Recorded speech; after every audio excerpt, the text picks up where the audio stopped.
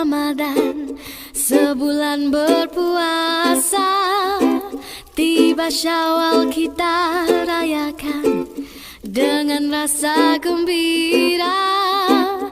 Anak muda di rantauan semuanya pulang ke desa.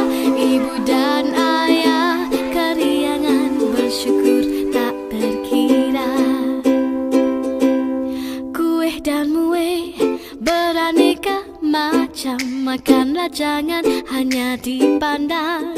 Ketupat rendang sila nikmati, kawan penat memasak malam ke pagi. Wajik dan dodol jangan lupakan, peninggalan nenek zaman berzaman. Asyik bersembang pakcik dan makcik, hai duit raya lupa nak diberi.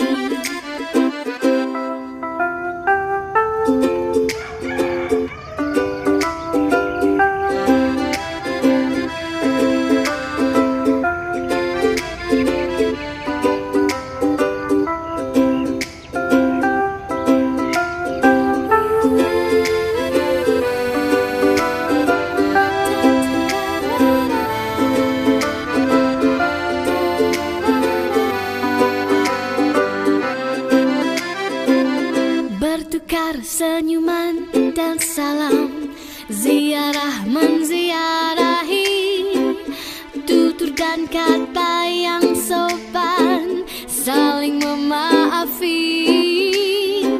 Suasana hari raya walau di mana pun jua, memberikan ketenangan dan mententeramkan jiwa.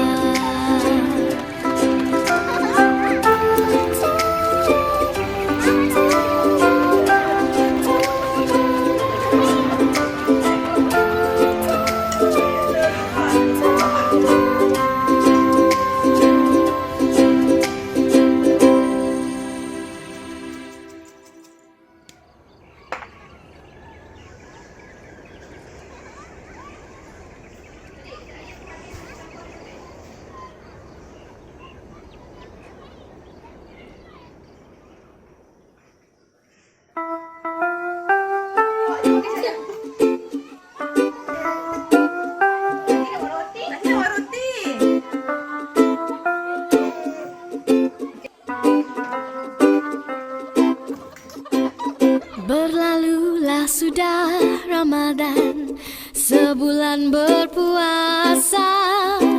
Tiba Syawal kita rayakan dengan rasa gembira.